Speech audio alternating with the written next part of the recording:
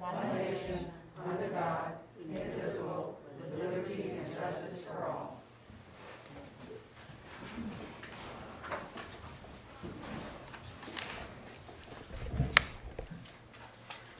For those of you who may be wondering, it is January, and in January we have our organizational meeting, which is why until we elect new officers for the school board, which is why I am conducting the meeting, which should last, my role in this should last more than 5 more minutes.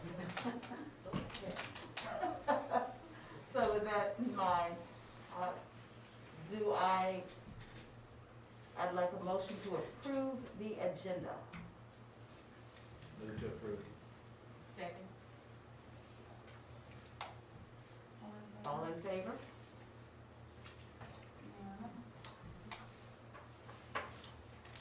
Because it is our organization meeting, and because we do also have other presentations, we will not have awards, recognitions, and commendations this month. We will pick up next month with our students as they continue to do great things. And at this time, okay, according to section 22.1-76 in the Code of Virginia as amended, at the annual meeting, each school board shall elect one of its members as chairman. The term of chairman shall be 1 year. The duties of the chair. The chairman is elected by the members of the school board at the first meeting in January, which shall be the organizational meeting for the school year, as I noted. The chairman presides over all regular and called meetings of the school board. Appoints all committee members, signs records and official documents on behalf of the board, and calls special meetings of the board. At this time, I'd like to open the floor to nominations for the chair of the Prince Edward County Public Schools Board. I'd like to nominate Sister Lucy Carson as chair of the Prince Edward County School Board. Second. Any other nominations? Ms. Carson, it has been recommended. It has been seconded. All in favor? So, welcome again. I don't think there you are. Thank you. Thank you. And thank you, school board members, for your trust in me to be your chair for 1 more year, for another year. I really appreciate it, and I enjoy working with you at the school, with the school board. I really, really. I'm sorry? I said we enjoy working with you. Yo, thank you. All right, we're gonna go to the election of the vice chair. I make a motion. Okay, school board elect one of their members as vice chair. The term of the vice chair shall be 1 year. Would you like to nominate someone? Yes, Sister P. Woman. You will. Second? Okay. Any other nominations? And nominate Mrs. Okay, no. It's a no, All right. All in favor? Is the nomination there? Unanimous. Ms. Womack?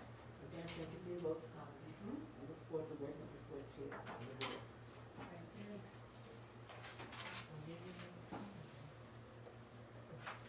Moving on to election of the school board clerk. Annual meeting, each school board shall, on recommendation of the division superintendent, appoint clerk to the school board. Clerk shall be 1 year. Dr. Johnson, recommendation?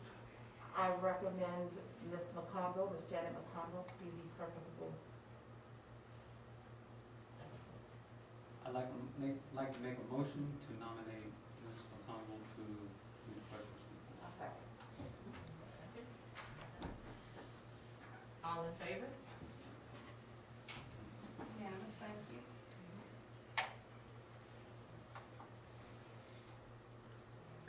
And the school board may appoint a deputy clerk who shall be empowered to act in all matters in case of the absence or inability to act of the clerk, or as otherwise provided by resolution of the school board. I recommend Ms. Virginia Jones, Supervisor of Finance, as the deputy clerk of the school board. I so move that I'll make it, that's who? Ms. Virginia Jones. And second, So, all in favor? Unanimous. Virginia Jones is the deputy clerk. Selection of the day of the week, the hour and place for the regular school board meetings for February 2022 through January 2023. And you see in your information, you have a list of dates and times. Any questions about it, Dr. Mary? I recommend, so, the Wednesday, the first Wednesday, okay, from 4 p.m. every month.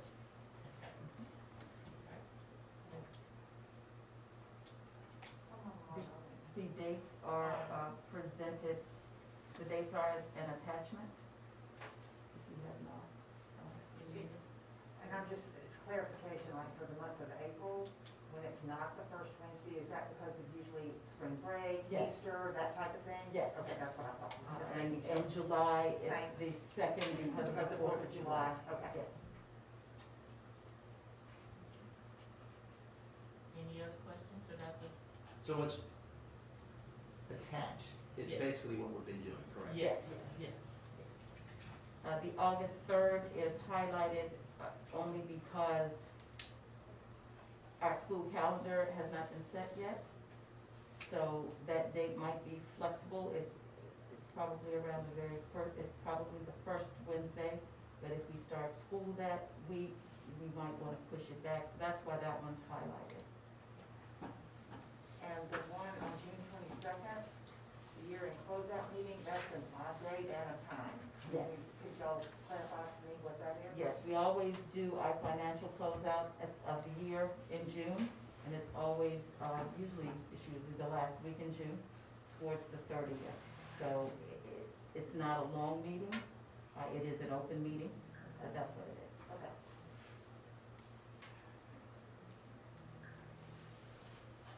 Need a motion to, Move to approve as attached. Second. second? Any other questions? Second, I'm sorry. Ms. Skip. Oh, thank you. All right. Any other questions, comments? All in favor? Unanimous.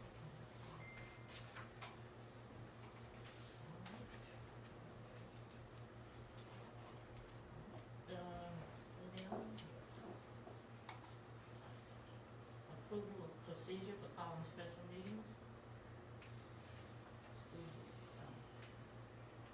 The current fixed procedure for calling and holding a special meeting shall be, the special meetings of the school board shall be called by the chairman or by any two members who will notify the division superintendent of the meeting, who in turn will notify all board members of the special meeting, adopted by the school board July 6, 1977. This is what we usually do if we have to have a special meeting.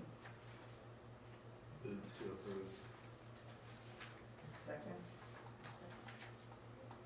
Any questions? All right, all in favor?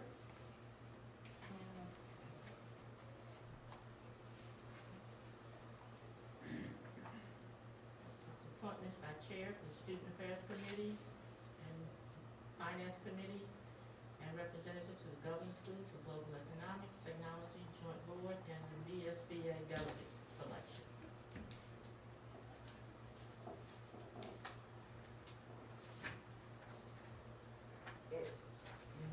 Yeah, Generally, as part of the responsibilities of the chair has the right to assign members to various committees. In the past, with Ms. Carson, you have asked people to share with you what they would like to do. So we don't have to do this today if you would like some input, or you can assign it. It's up to you.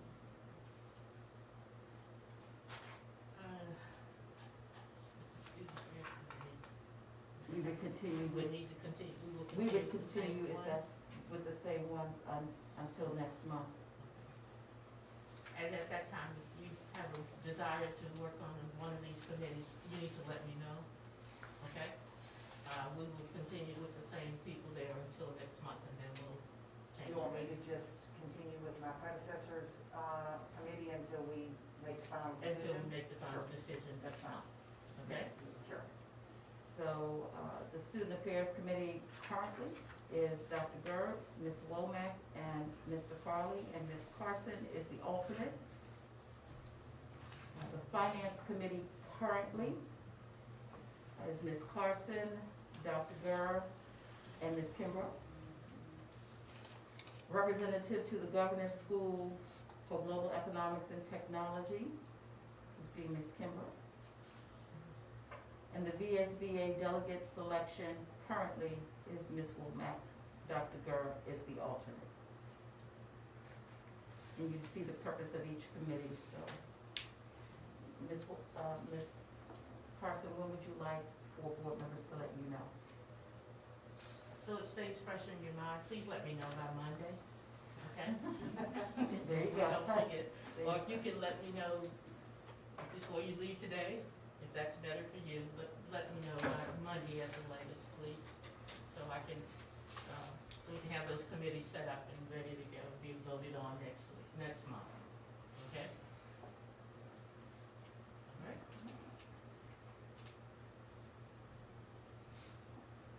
Any other questions? All right.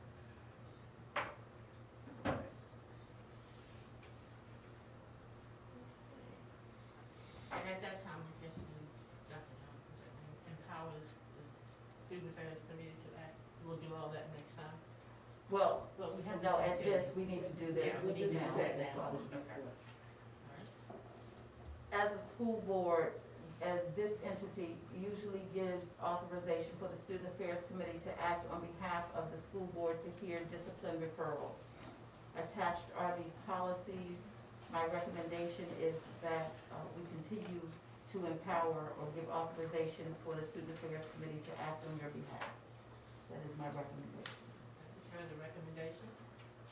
So moved. Moved by Porter. Second. Second, Womack. All in favor?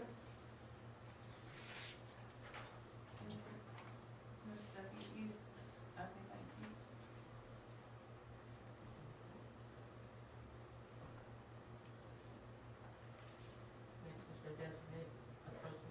Go ahead. The division superintendent, or in her absence or inability to attend, a person is usually designated and approved by the school board to present at all meetings of the school board, except that on affirmative vote of a majority of the members of the school board.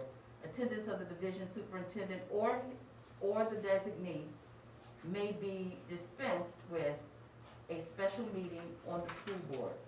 If matters pertaining to the division superintendent personally are under discussion at any such meeting, he shall remain subject to the call of the school board. That is according to the code section 22.1-72, 22.1-76, Code of Virginia as amended.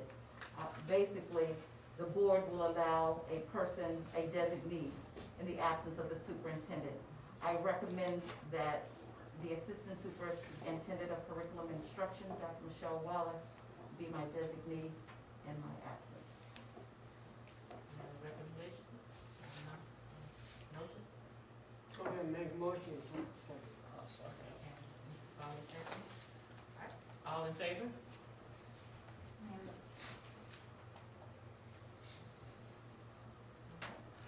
The superintendent, please sign. I am recommending to the board that the board authorize the superintendent to assign or reassign any administrative or instructional personnel in accordance with the needs of the school division. I move that we authorize you to do what you just said. Yes. Second. Thank you. All right. Second. Second. All in favor?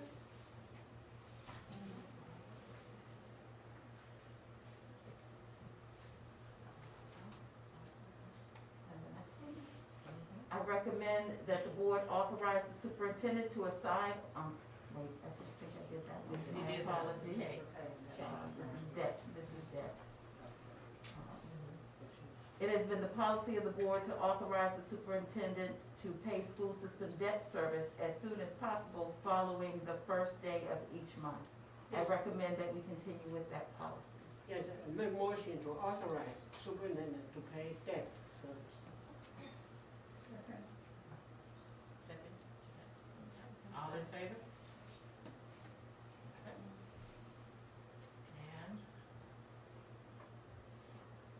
And Last is, I recommend that the school board will adopt the Roberts Rules of Order with the addition that the chairman may vote. So moved. second.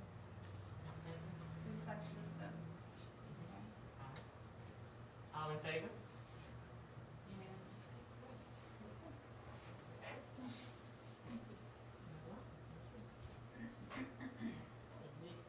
At number 9 now, the consent agenda. Any questions or? I make motion to Need a approve, motion?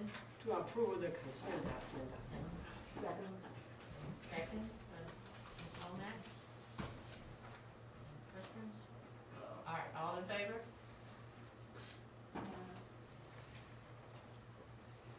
And now we get to action items.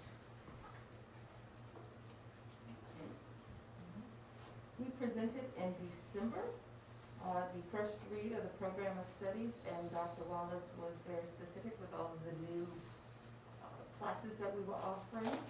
So Dr. Wallace, at this time, do you have anything else to add? We are bringing the program of studies back as a second read and for approval.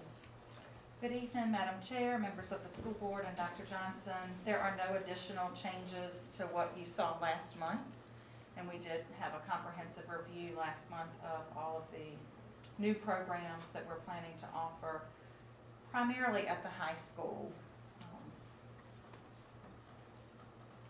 Any additional questions?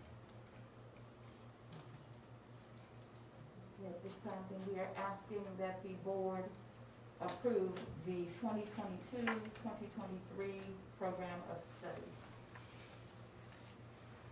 I make a motion to approve the 2022-23 program of studies. Second. All in favor? Thank you. Thank you. Congratulations, chairs. Ms. Jones?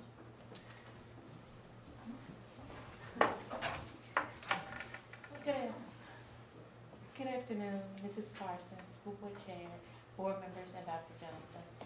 This evening, I come before you seeking approval for the school board to request additional funds, appropriation funds for the Board of Supervisors. The CARES Act money is $424,787, which includes ARP coronavirus state and local fiscal recovery funds to support LEA, that's new. And it also includes the CRRSA Act Gear 2, ESSER 2, and that's new also, which will make the CARES Act budget a total of $8,527,122.40.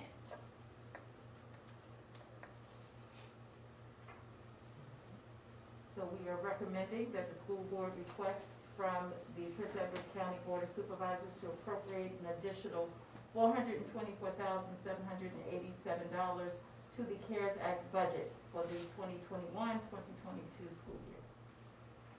I make a motion to approve the appreciation of CARES HVAC. Second.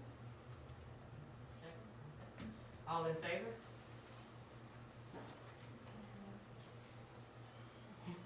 Thank you, Ms. Jones. I have the You other have one another? too. Yes. Yes, yes. I also come before you seeking additional appropriations for the school security grant in the amount of $93,626. State funds, a 25% local match is required of $23,406.50. This amount will bring the operating budget to $28,699,654.23. It is recommended that the school board request from the Prince Edward County Board of Supervisors to appropriate additional funds to the school operating budget for the 2021-2022 school year.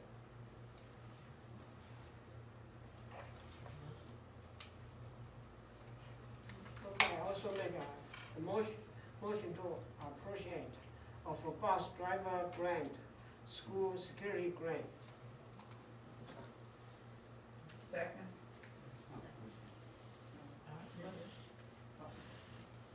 Those now the matched funds, where do they come from, the board? The overall local budget, yes, it'll come out of the, and it usually comes out of the site improvement funds. From what we already have? Yes, yes, it's already in the budget. More questions? All in favor? Thank Thank you. you.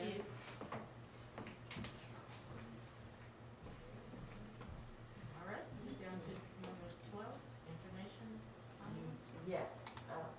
If you remember last month, we talked about the calendar and the fact that I have a calendar committee and that we also put out a calendar survey. So what you have before you are the results of the calendar survey. So that you realize that the public in the public content are the results of the survey. They are the chart there with the percentage of responses. So if you notice, 51% of the respondents were teacher or professional staff of PECPS. We had a total of 125 people to respond, which is excellent. Actually, it's excellent. And so you see the breakdown. You see all 7 of the questions. Question number 6. Why did I want to draw your attention to that? Question number 6 speaks to learning loss and what supports you would like to see for students. The 3 highest would be to keep the typical school schedule with more supports during the school year. The second would be the optional summer school for all students. And then the third would be offer intercession opportunities for students. Those are the 3 highest. My one comment as superintendent, which is my personal comment, is that when we talk about adding more supports during the school year, we have to be very specific and do something that we have not done before. Because to say that just tutoring is enough is not necessarily true. So if we go with a typical school schedule, which we may very well do, we have to include what kind of supports we are going to provide. Yes. Since we asked on the survey if they were teachers or parents, is there any possible way for us to know how I'd personally like to see this data aggregated out, how the teachers responded and how the parents responded. I think that's important for us to know how they felt versus how parents felt. It is possible to do that. In fact, Dr. Wallace and I had a conversation about that when we looked at with the percentages of people who responded. So we will work on that for next month, when we actually bring you calendar suggestions. Okay. But I wanted to share, that's in the public content. If you go down to your executive content, what you will see is that same information. You see the number of respondents, minus the colorful chart, but you also see all of the comments that people made. Sure.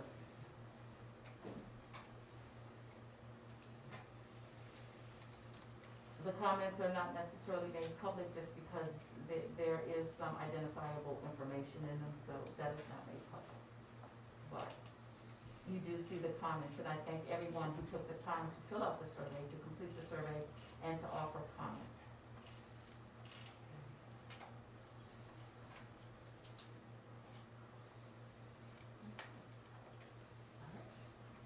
Moving on to B, academic discussion.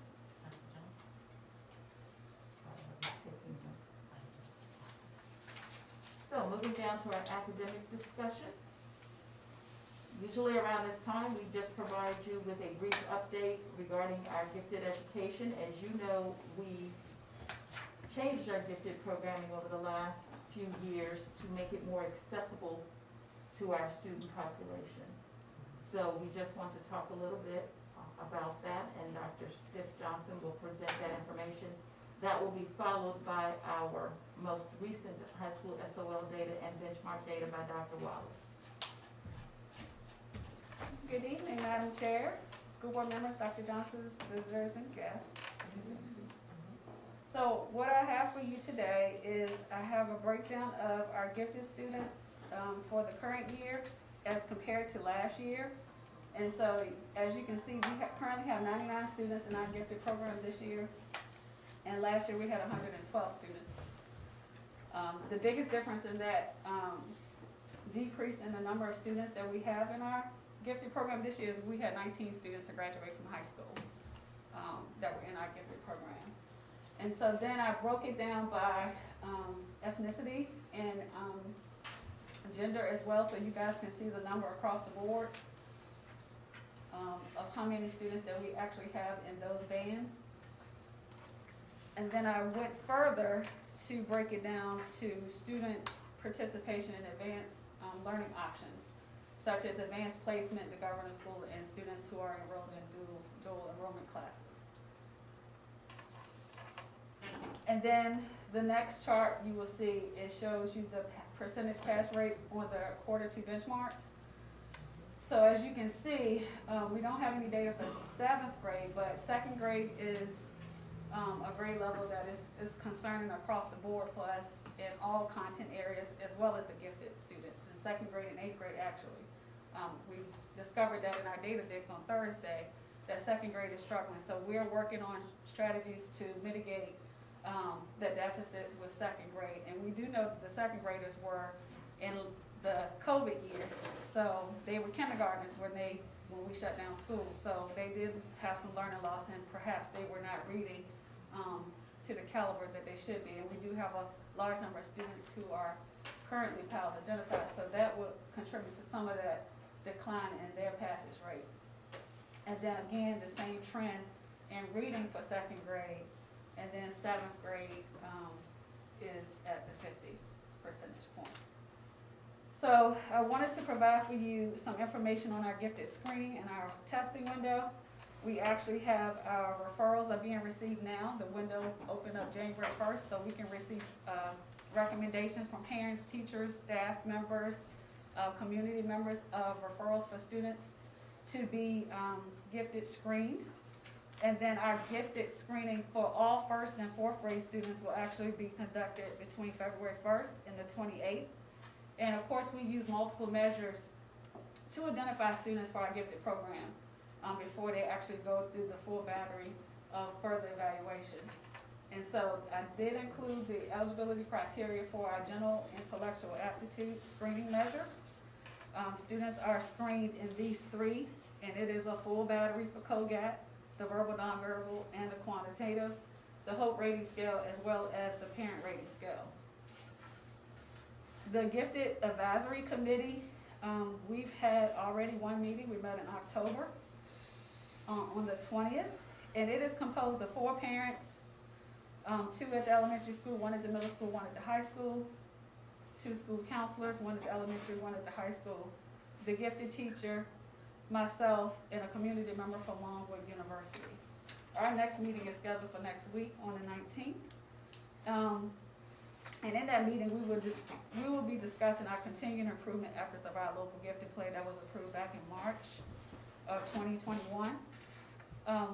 Some of the things that we are continuing to practice in our gifted program is implementation of the 5 C's in our daily instruction, communicating the referral window for gifted screening of all students at each school for students who may have missed the process so that we can catch newcomers that come into Prince Edward.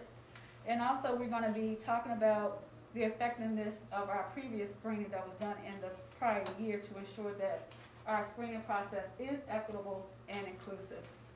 Some of the proposed changes to the current local plan, of course, there's a few grammaticals that need to be corrected, but we also need to remove map testing from the identification process because we no longer use map testing. And we also need to change the program oversight from the former supervisor to the current one, which is me. Are there any questions?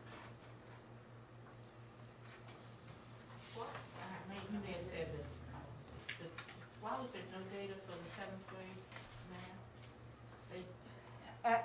No 7th grade student tested on that day for math, so I didn't have any data for 7th grade. So I'm not sure if there was not a follow-up on that, or I'm not sure, but there was no data for the 7th And grade. did 0 8th grade students pass the benchmark for math? 0 gifted children from the 8th grade? So there was 0, yes. So 0 passed? Yeah, so that's a 0. Okay. Yeah, that's the pass rate. So again, 8th and 2nd grade are our gaps. But remember too, we have some teacher shortages at the middle school That's too. right, I know that. In terms of our overall population demographically, how many black students make up our total population? What percentage? It's 18%. No, overall, in the whole The population. whole of the population school. of, I will have to look that up. So, It's about 57-ish Percent? It's the majority. Right, but our black students in the gifted program are only making up 18%. So, and I'm new, so help me understand what we are doing to try to identify, because I'm confident that we have way more than 18 gifted black students in Prince Edward County Public Schools. I know we do. This is why, I'm sorry. So I need, will you, So Dr. Johnson can follow up, but I'm gonna also say I'm new, so this will be my first process for Right. identification.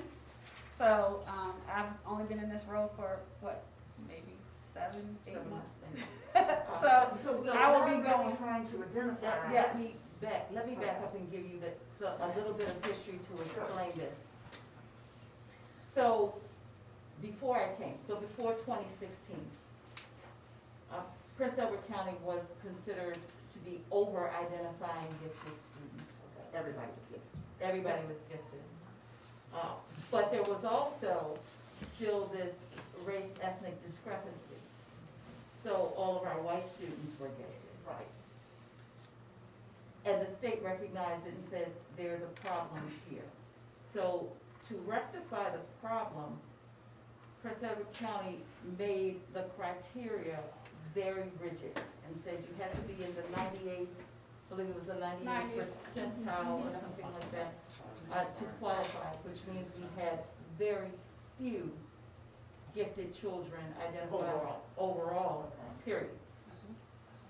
So by 2018, I have to go back and look at my dates, but I was here by then. And one of the concerns I came with, and I actually, when I interviewed, talked about, we need to restructure our gifted program because I questioned the same thing that we're questioning now, accessibility of the program to all of our students. And so we hired a gifted consultant to come in to help us rewrite our definition of gifted to make sure that we ended up with the right testing tools. So now we were using Naglieri, which is a nonverbal test. We moved from Naglieri and something else to COGAT. So we changed our testing process so that we could we also added parental recommendations, and we also added the teacher recommendations. Oh, well, we changed the teacher recommendations just a little bit, actually. So we changed the process, the eligibility process, the screening process. So we were screening only those children who a teacher recommended, which then is another problem. We were not universally screening. So we changed the process to universally screen.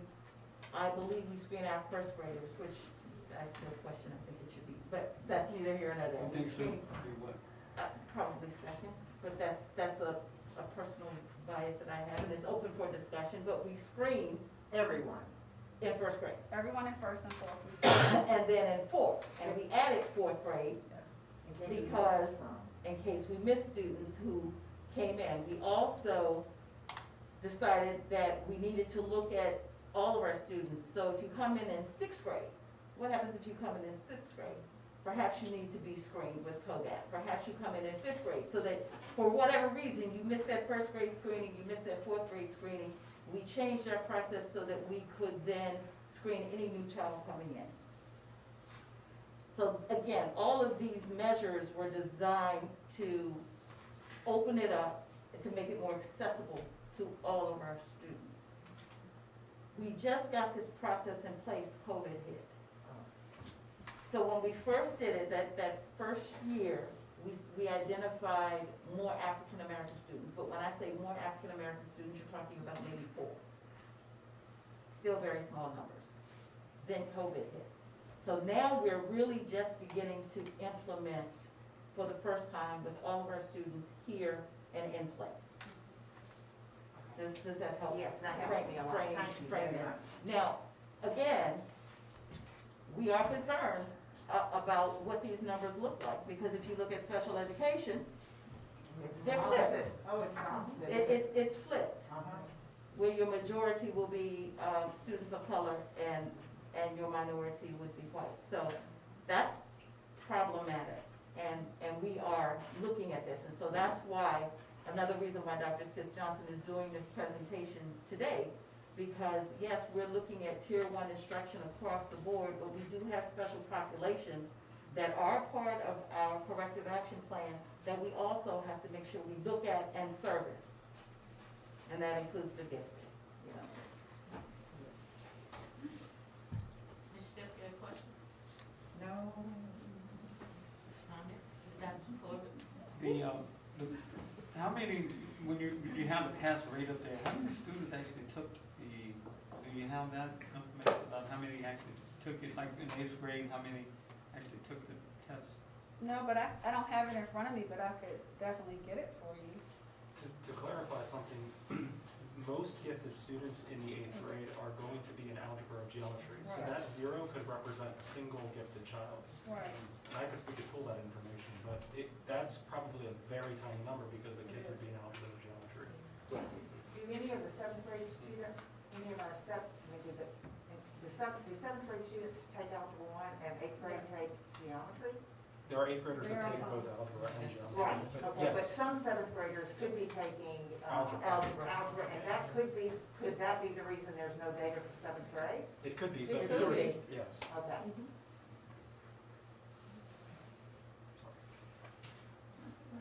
Any other questions? So again, a focus area, we just want to make everyone aware of where we are, that when we talk about our corrective action plan and we talk about special groups, that we oftentimes forget the gifted students on the spectrum as well. And this is something we want to talk about. For a later conversation, because we talked today during our retreat about increasing advanced placement courses, I just want to draw your attention to, and this is just the number of students participating in advanced placement and dual enrollment. There was a conversation at one time with this board, so over the last 5 years, about competing for students in advanced placement courses and dual enrollment. It's not a conversation for us today, but it is something that we need to think about when we start to reconfigure, reconstruct, establish certain priorities, what we're doing, if we're going to continue to do both, if we're going to emphasize one or the other. I just put that out there because we were discussing it earlier today. Okay. you teach the AP courses? I'm sorry? How do you, we have 12 students in the AP courses, how do you teach them? So some of these courses are offered at, I'm not sure who teaches all of them, but we have a number of teachers at the high school who teach advanced placement courses for our students in mathematics, as well as in English, as well as in other honors courses. I just broke down the number of students who are actually participating in those advanced placement courses. So do you need to know the number of teachers we have on okay, staff? That's fine, that's okay. Oh, I'd like to know how many are actually taking it from a teacher and how many are doing it via Through virtual. the Virginia. virtual. I'd like to know that. Okay. So through Virtual Virginia or through actually here on campus? Yes, in a classroom with the teacher, physical teacher of ours. Okay. Is the dual enrollment done here on campus, or is that done at Southside or Longwood, or is it be a combination? Combination. Can be a combination. Combination of all both. that. Okay.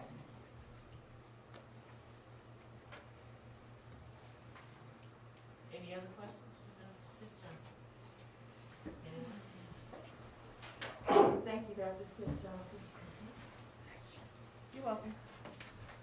Our next presentation will be by Dr. Wallace, and it is the second quarter benchmarks as well as the SOL data, which is high school only, first semester. Good evening again.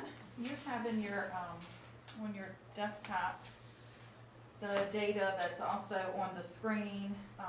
As we do with the regular benchmarks, we'll look at the bar graphs, and then you also have the data represented by the bar graph below. So the first set of data that we're going to look at are the standards of learning assessments that were administered at the high school for the fall semester.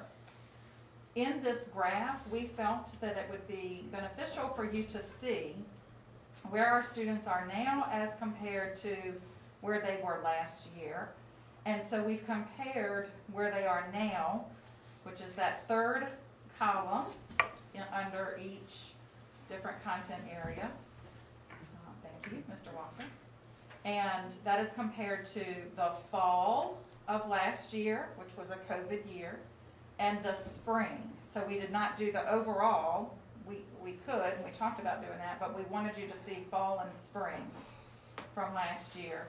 And then that's compared to our fall for this year. So you can see the greatest gains have been in math. And we're very excited about the gains in math.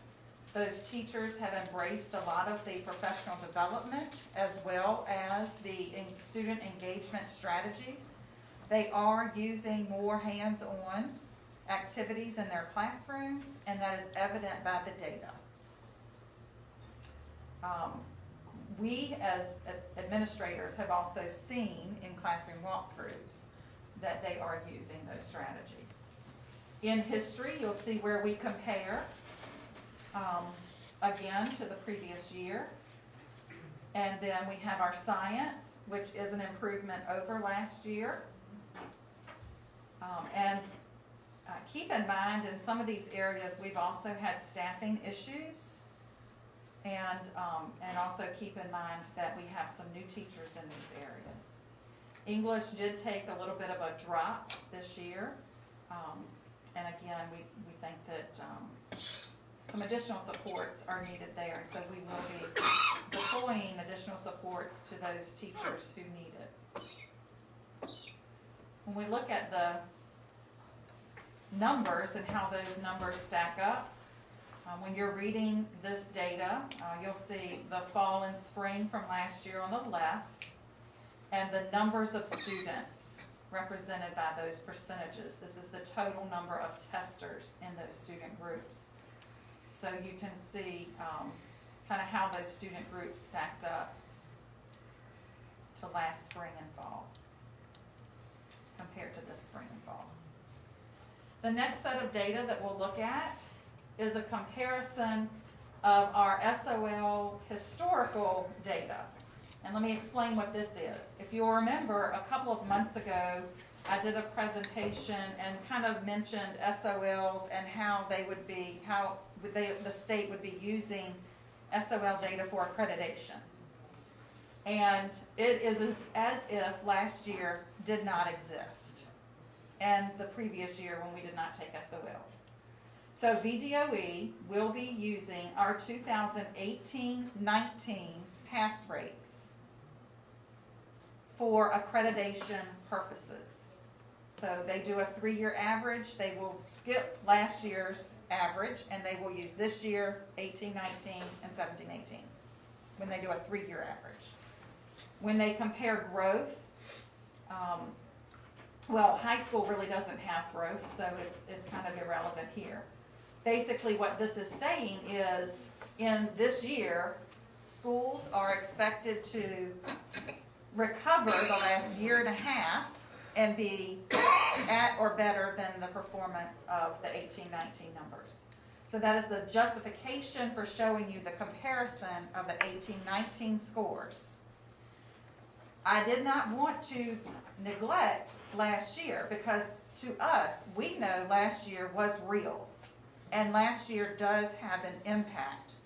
And even in the high school, when the courses are unrelated, like algebra and geometry, they still build on concepts. And so if students missed core skills in certain levels, and think about our geometry students, for example, might have been, they were in middle school, right? So they missed foundational skills that led up to the SOLs that they are taking this year. If they're an English student in the 11th grade, they missed some of the, because of all of the parameters from the last year and a half, they have, and almost 2 years, they have missed some of those foundational skills due to school closures and the circumstances of virtual learning. So it is very real to us, and we did not want to leave last year's data out. So here you have a comparison of 18-19, which is our last official SOL year. And then the comparison to last year, we did not take SOLs in 19-20. We did take them in the fall, but we did not take them as an overall yearly average. Okay? And then, so those two are overall pass rates. So that's spring and fall combined. That is compared to our fall pass rate that we just completed for the courses from first semester. So when you look across there, you can see even, for example, with math, we're above where we were in 18-19. Okay? History, we are below. But again, you know, those are history and science and English, we are below. And we are addressing that through data digs that we're doing with schools. So we're doing data digs with schools, and then schools conduct them with their content or grade levels.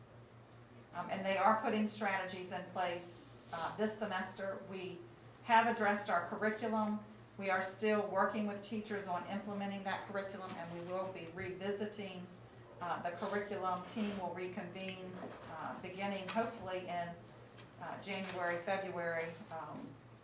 We've already started those talks with schools to identify the curriculum team members for this round. If I may, Dr. Wallace, Yes. with the exception of English, however, that year that didn't exist, you can see where we are making gains, which then speaks to the fact that children need to be in classrooms with teachers and instruction. That's what that says to me. Absolutely. And with math, I just want to publicly say how pleased and impressed we were. We put a lot of energy, the high school admin team did a lot of work with math, and it shows in the scores because they clearly are higher than pre-COVID scores. But in every area, again, with the exception of English, they are still making significant gains from that year that everybody says doesn't count.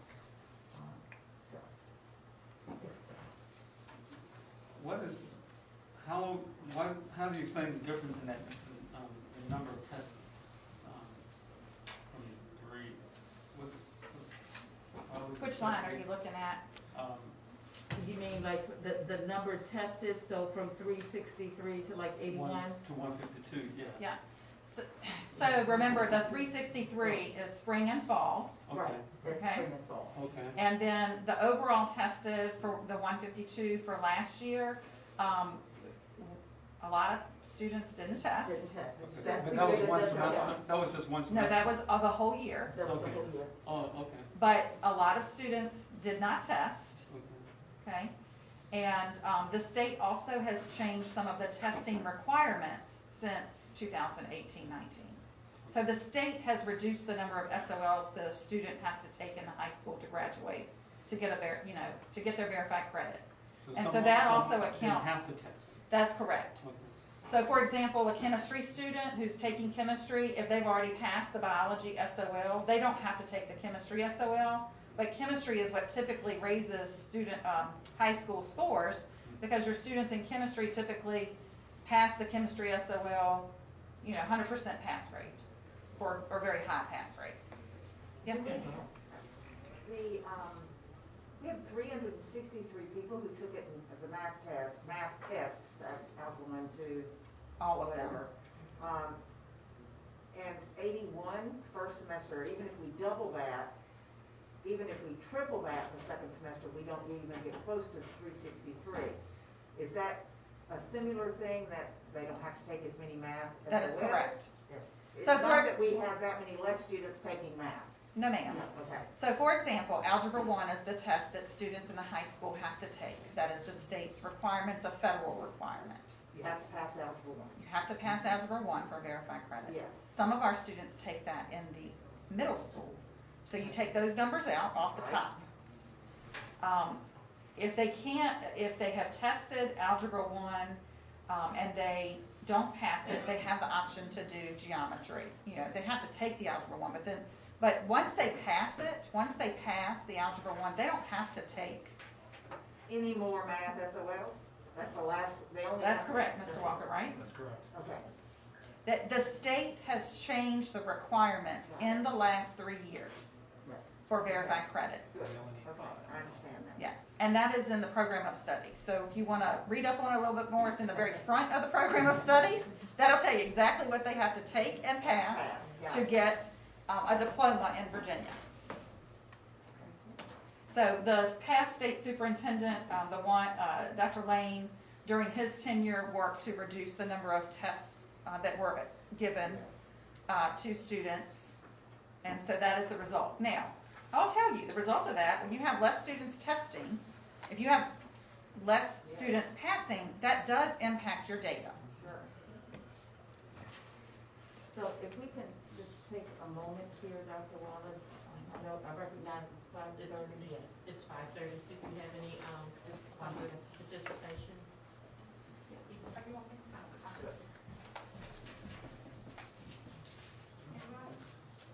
I think I'm the only guest here. I didn't actually sign up, but That's fine, I'll that's just- fine. because I'm the only one, I'll say hi. I'm Ben Campbell. I live in Farmville. I really appreciate you guys. I wanted to say that, and I'm not speaking on behalf of Longwood, but just as an education faculty member there, we're excited to have students out in schools, student teaching. We have our seminar day for all the student teachers 2 weeks from yesterday, and we're also all worried about coronavirus, so it's nice to see everybody masked in here, and it's nice to be in an area where people are acting with sanity regarding the pandemic. So thank you guys for being such a good school board and school administrators and everything. Thank you. Thank you. Dr. There's no one else signed up. Okay. I mean, no one has signed up. And if they did, they're not here. Are there any additional, one thing I did want to point out on the English 18-19 adjusted pass rate. So one other thing that VDOE does for English is that, well, let me back up. One thing that VDOE does in general is they have what's called an adjusted pass rate. So the numbers, the raw data, so to speak, the straight up pass students who pass the SOL, that's one set of numbers. But then DOE does adjustments to that data. They take out transfers. They take out English ESL students who have only been here less than, a certain number of months or years. And it's different for the federal data as it is for the state data. So we could have EL students that their data is taken out of the English data, for example, if they took the English SOL. They, adjust, like I said, the transfers. After 20 days, the student has not shown up until the 21st day. They test with us, but their score is taken out of the SOL accreditation numbers. So that's called standards of accreditation adjustments. So the numbers here under the 2018-19, you can just go back to the regular, yeah. The numbers here, the 51.79%, they have an asterisk on them. Those are adjusted. History's not adjusted because history's not used for accreditation. English, you'll notice there was a 72.46 unadjusted number, unadjusted rate. So what happens is we can also count other, other tests can be used for verified credits. But once they adjust that number, then it changes your percentage. And to know what that adjustment was, I'd really have to go back to the data and look and see what students counted and what students didn't count.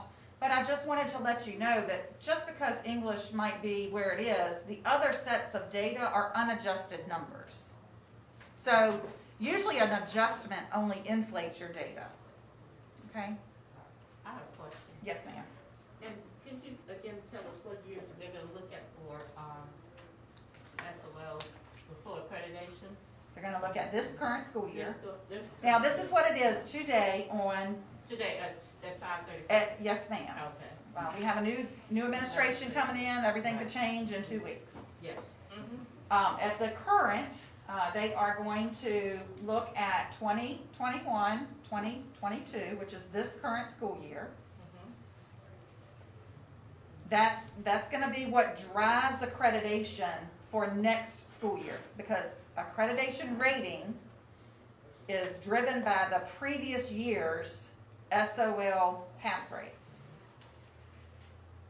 There is a matrix of many, many, many factors that go into accreditation. That's a whole nother session. They're also going to look at 18-19. So because they also look at a 3-year average. So they look at accreditation first at the current year. If you don't make it by the current year, they default to a 3-year average.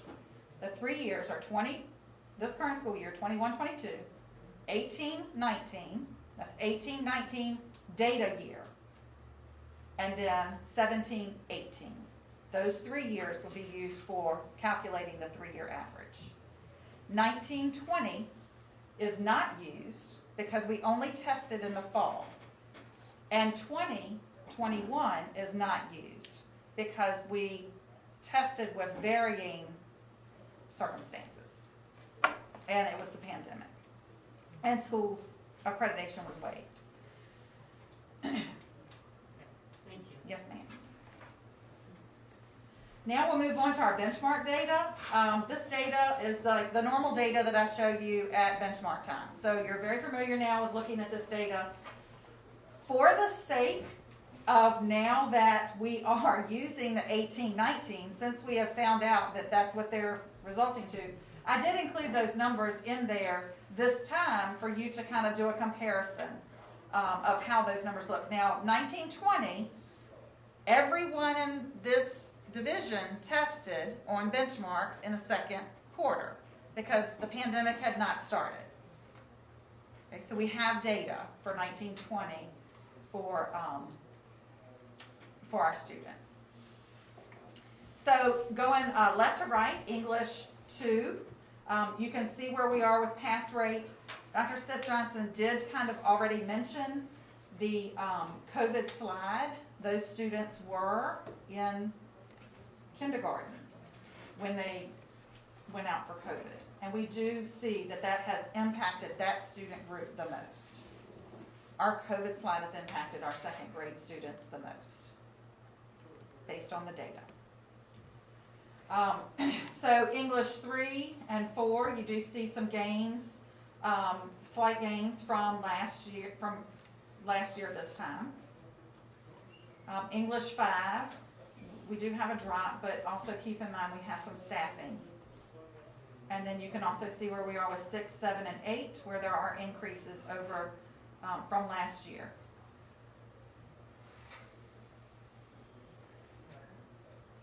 Yes. Oh, Ms. Kimbrough? Are we using CIP benchmarks? Yes, ma'am. We are, and if we're not, I have it noted on this sheet. But it's my understanding we are not using the CIP curriculum to teach. We're using that as a resource. Is that my understanding? We have taken the CIP resources and we have embedded them within our own curriculum where they fit the best. Right. But we're using CIP benchmarks. Are the questions chosen from a database or The test bank?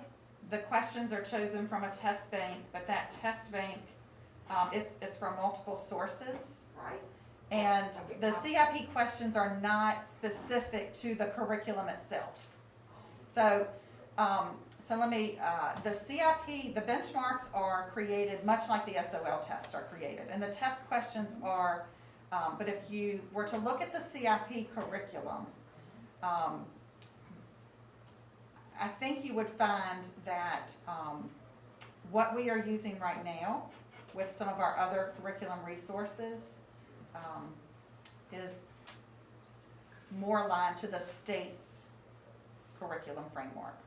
CIP has been building that database of curriculum for many, many years, but some of those older resources are still within that curriculum, which is why we pulled out the resources that are most aligned to the current Virginia standards of learning, which have changed over, you can see there for English from 2010 to 2017. I guess my point is how are we making sure that the benchmark questions that we are using are aligned to the curriculum that our teachers, that we've developed here in Prince Edward County, how are we making sure, who's vetting those to make sure that they're aligned to the curriculum that we've asked the teachers to teach? Correct.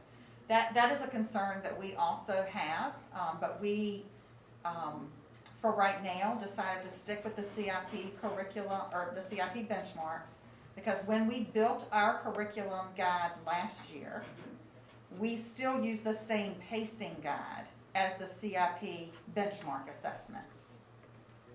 Okay, so the pacing guide that our teachers are using is CIP.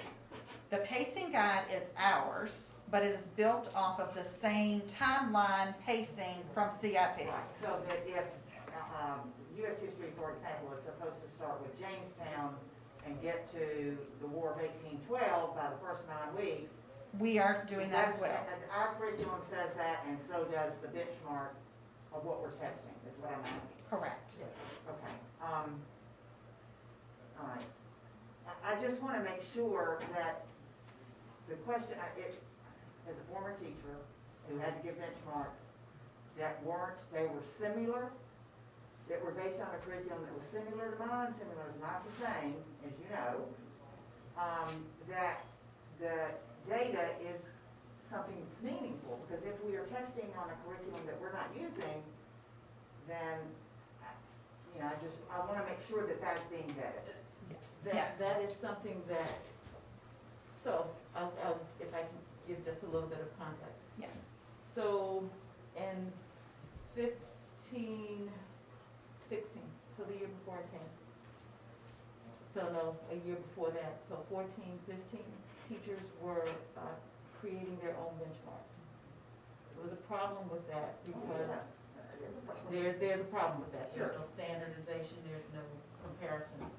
So that next year, the system started using CIP, Comprehensive Instructional Program is what that stands for, because they had had so much success with test scores in, I want to say Western Virginia. Southwestern Virginia. So viewed this then as a solid curriculum. I came in and piloted the curriculum. There was not a complete pilot of the curriculum that year. So when I came the next year in 16, 17, I thought that there had been a complete pilot of it. It was not. What we discovered throughout the year as we went with CIP is that CIP did not align as well the whole curriculum did not align with the SOL. So our scores went down that year. It took us a while, took me a while to figure out why did our scores go down when we were so diligent with following that curriculum. That's when we realized that we don't want the curriculum, we want the resources. And that's when we started vetting the resources and the questions and the pacing guide, et cetera.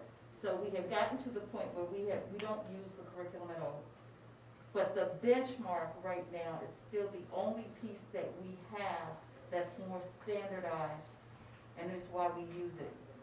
We have been far more active in the consortium since then. The consortium has grown since then. And the consortium has started to use VDOE resources, et cetera. So the consortium is doing a lot of this alignment work for us. We pay them to do the alignment work. We also then started, instead of focusing just on CIP resources, started focusing on using VDOE resources. So it is the combination that I feel comfortable that these benchmarks are aligned. So when we went to create our curriculum, and we went to use resources, as Dr. Wallace said, we made sure that we were very specific in what we were pulling out to make sure that it was aligned. And we continue that process until we get to the point, eventually, so we talk about 5-year plan, eventually we will get to a point where we may not even use CIP benchmarks. There may be another resource. But right now, we continue to use it because it continues to be an indicator of our SOL performance. And I don't want to say predictor, I'm very careful not to say predictor, but an indicator of it, and we are able to gather a lot of data from the consortium. We're able to compare ourselves to all of our surrounding counties, plus the southwestern counties, to see where we are. So we use it for that purpose. And benchmarks are diagnostics.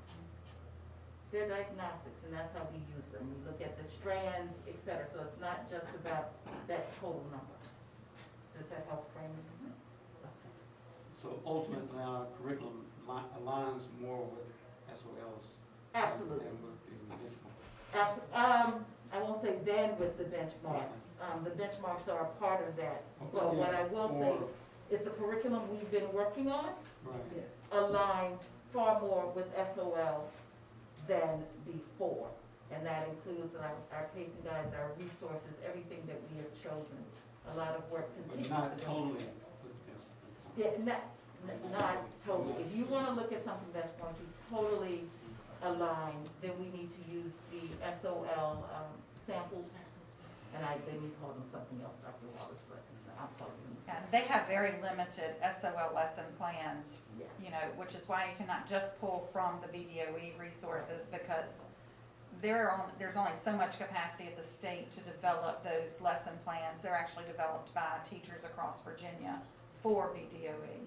And they've started building those out a lot more due to the pandemic.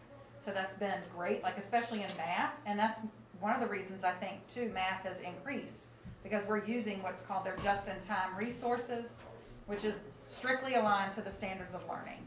And it is a better, there are more resources than there used to be on the DOE website. But you cannot solely use the DOE website for your curriculum. So we pull from many resources. Textbooks are resources. CIP is a resource. Teachers Pay Teachers is not a resource.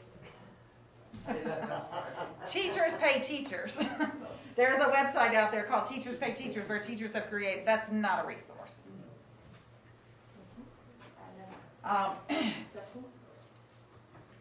So then when we go to the grades 9 through English, grades 9 through 12, again, you can see our data, you can see some gains over last year, particularly with our writing for our English 9 and 10 students. And these students also, remember, they tested, you know, so the 11th grade, you don't see the writing. They'd already tested writing before they took this. And And then mathematics, grades 2 through 7. Again, you see that decline, that drop there in score, that's lower score in math 2.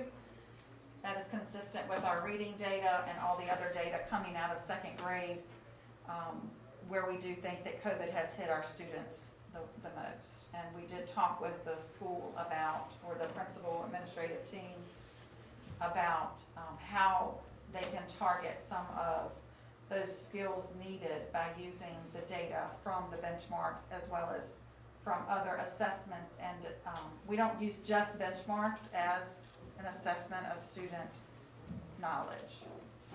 So. And then our mathematics, grade 8. This is just middle school, and then our Algebra 1 year-long course. So the Algebra 1 year-long course, we don't have data from previous years because we just started doing this course in a year-long format again from, I think they did it years and years ago. The reason that we wanted to do that this year, try that this year, is because of the pandemic and the skills that students have missed and trying to give them the entire year to take that Algebra 1 course. And this would be ninth graders mostly? Mostly, yes ma'am. Okay. And there could be some 10th graders in there. And you know, but the rest of the data there is the middle school. And those, as Mr. Walker pointed out earlier, the Algebra 1 and the geometry, those are probably a lot of your gifted students that are taking the advanced courses, particularly that geometry. And then our science, there's again, little data there for science in the elementary school because they did not used to benchmark test, and they are benchmark testing that now. And grades 5 through 8 science, you'll see some gains in 5th and 6th over last year. And then 7th and 8th, that's where we have some deficits with teachers, with staffing. And then this is the history, civics, Virginia studies, and Virginia US. And that Virginia US group is the small year-long course. That's the dual enrollment students, actually. So COVID has definitely even hit our advanced learners as well. Which is the dual enrollment? The VA US history On the very end? on the very end that had 100% pass rate last year, and this benchmark had 41%. Yeah, but it's a small number. It is a small number, and so a small number that misses, exactly. A small number has a great impact. When you start with small numbers to begin with. And that is the end of our benchmark presentation. Are there any further questions? I will say, I don't know if I didn't point it out, I meant to, on the science, you'll see an asterisk there where there are some of those tests that we locally created. So the reason we did that in science is because CIP chose to stay with the old standards of learning. VDOE specifically said, move on, get away from the old standards and start teaching the new standards. So we began teaching the new standards across the entire division instead of sticking with the old standards, because if you're teaching the new standards, you're going to encompass the old ones.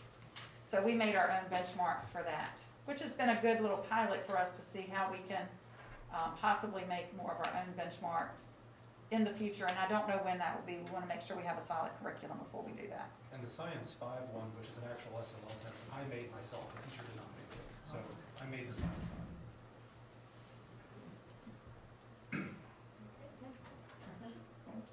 Okay, any other questions?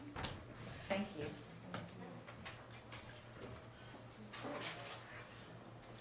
So, the next portion under academic discussion has to do with our update, our monthly update for the corrective action plan. We had a meeting on Monday with, and you can see your, just to help guide you along, your memo is under administrative content. We had our meeting with VDOE on Monday, and we had several different topics. We did a very deep data dive. We looked at all of information, some of which we just discussed with you. We noted that during that data dive, that second grade, fifth grade, and ninth grade are our grades that are most problematic. And if you think about it, those are our transition grades. So the fifth grade, that was their first time in middle school. Ninth grade, same thing. The last time that they were with us, they were in seventh grade. And then, of course, the second grade, last time they were with us, they were in, was it kindergarten? So it makes sense, but it means that we have to put extra additional resources in those areas. So we talk. And Yes. if I may, just to add on to what you said, Dr. Johnson, because this has come up when we do our data digs at the school level, we did talk to those transition grades and say, remember, these are fifth grade students, and the last time that they took an SOL test, might have been in the third grade, and that's been a couple of years ago, and they might not have tested in the third grade, so they might actually be taking the test for the very first time. So along with that is being able to read some of the questions in the format that BDOE gives them, which can be also confusing to students. And so another, just point about the resources are so important to provide to our students as well as our teachers in those strategies. Thank you. Thank you. So again, we spent a lot of time talking about data. BDOE, the representatives in that team, they were very pleased with how we have created a process to look at our data, how it has become more standardized, how we make sure that our schools are looking at more than one piece of data, because we require them to look at least 3 pieces. It's usually not just their academic data or their SOL or benchmark data. It could also be any kind of intervention that they're using. It could be intervention data, of course, sometimes discipline data, and attendance data. Those are pieces that we usually see. The schools, we require benchmark SOL and intervention, and then the schools usually have the option of choosing any additional pieces of data. So doing a very good job in that area. I listed 4 of the questions that help to drive the discussion. How are the schools and teachers reviewing their data? So they were very pleased with us, because remember, this is a division level corrective action plan. What we do at the division level has to filter into the schools. And so we have been training our principals and administrative teams to do that, and they are doing that in their PLCs. Some subject areas and grade levels feel more comfortable with it than others. I believe Dr. Stith Johnson, or perhaps it was Dr. Wallace, talked about additional language arts supports at the high school, etc. So we're moving around our resources. We talked about feedback and the most meaningful way to give feedback. So again, very, very productive meeting, a discussion about making sure that their school improvement plans are aligned with the district plans. We always review that as well. Beyond that, we started talking about staff recruitment and retention. We shared with them that we are in talks with VCU as well as Longwood about creating a residency partnership. So my initial conversation with Dr. McKnight from VCU is Friday. We also then talked about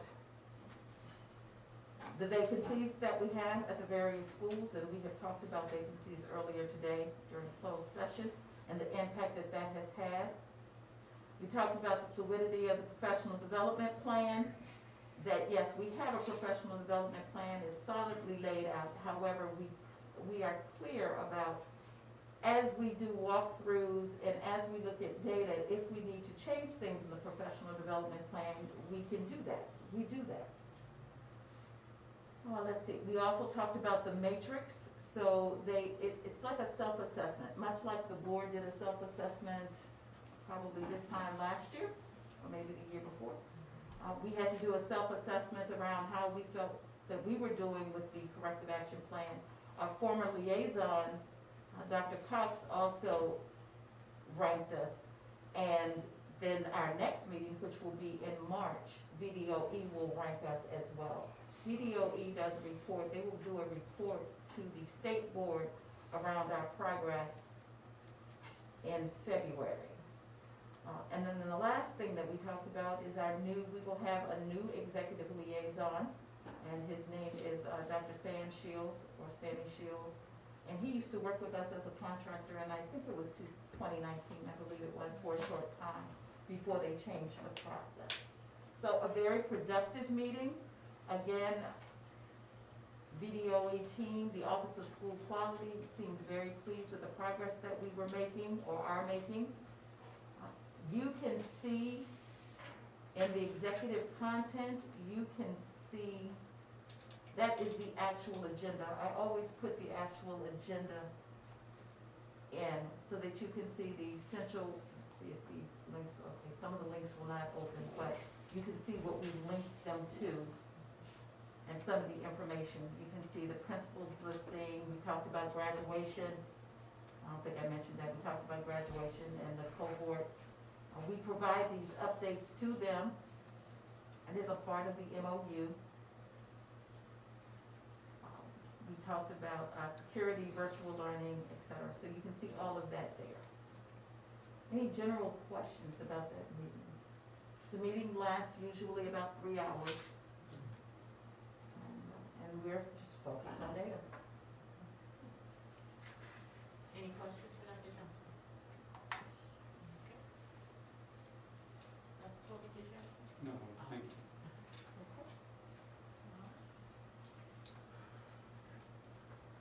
We're gonna move on. We're gonna go to number 14, the school board matters of interest calendar. The calendar. I'm very excited. Is it next week or the week after, about the academic jacket ceremony? Is that next week? I'm very, very excited. So please, if you have the opportunity, please attend. We are doing it differently this year. It is going to be done in the high school auditorium. We won't have dinner for obvious reasons, but we are still celebrating our students at wherever we can.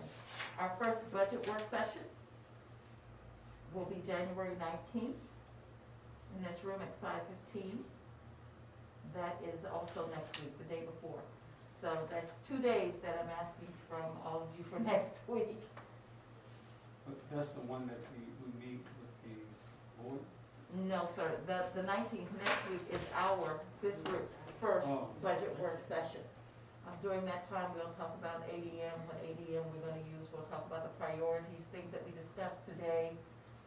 There'll be some other pieces that we share with you, but the meeting is scheduled to be a little over an hour. Let's see here. You see all of our other budget work session dates. You see on the 2nd, I don't think our first joint meeting is until February 15th with the Board of Supervisors, their finance committee. So those are the highlights.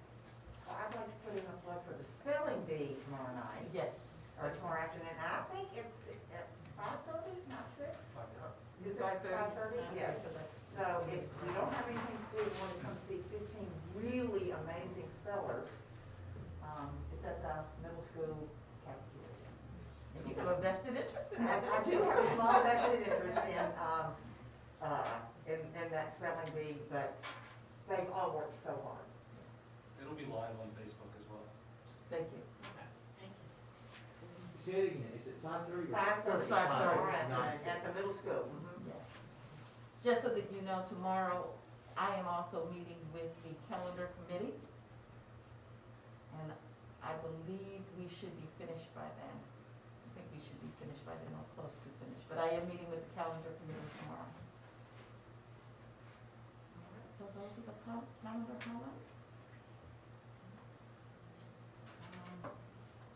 Moving on to board member comments. I probably should say this earlier. I just wanted to publicly welcome Ms. Kimbrough to Prince Edward County School Board. She's been with us all day today. We've been working really hard today. So it's been a long day, yeah. But I just wanted to officially and publicly welcome you to the Prince Edward County School Board. Thank you. Okay. All right. If I may offer just 2 bits of information for the board. I need you to be aware that Craig Wood, who is our attorney, has retired. His replacement, if you will, or our new, more direct attorney is Micah Schwartz. So that's just an FYI because Craig Wood has been with us forever. So we still have the same company, the same firm, but we'll be working with Micah Schwartz. And then I also want to note that we completed the request for proposal for architectural services. We completed that before winter break, and we put it out and we posted it on the procurement site called EVA. Yesterday was our first pre-meeting, so anybody that was interested in the elementary school renovation, if they were interested in submitting a proposal, they had to come yesterday. And we had a room full. We probably had, I would say, almost 15 different companies represented. So yeah, that was great. They spent about 30 minutes. We spent 30 minutes just talking about the purpose of the proposal, what we were looking for. I answered a few questions, and then they spent about 30 or 40 minutes over at the elementary school, and they all walked through the elementary school with Mr. Good and Miss Virginia Jones and Mr. Wilkerson, and they had the opportunity to ask questions there. Although the RFP says that the actual plans or their proposals are due on the 21st, we are going to do, or we have done, an addendum so that the plans will be due the 28th. Because of snow, we were supposed to meet last week. Because of snow, we did not. So we did an addendum to change that date. Since we changed the meeting date, we thought it only fair to change then the proposal date. So proposals are due the 28th of January. So we're very excited. We are moving along. We are following Doug Stanley, our county administrator. We are following pretty much his outline of what he expects to happen so that we are ready to go in November when we start talking about the referendum, and we will have plans to show our community before then, and we will have opportunities to talk about all of these things long before then. So I'm very excited about that. Very excited about that. Any questions? So those are my two extras. Okay, gonna move on to correspondence. Our correspondence is what we typically share, all of the appropriate letters, etc., and the requests to the Board of Supervisors. We do not have, we will have our newsletter by the end of the month, so you'll see that in February. Okay.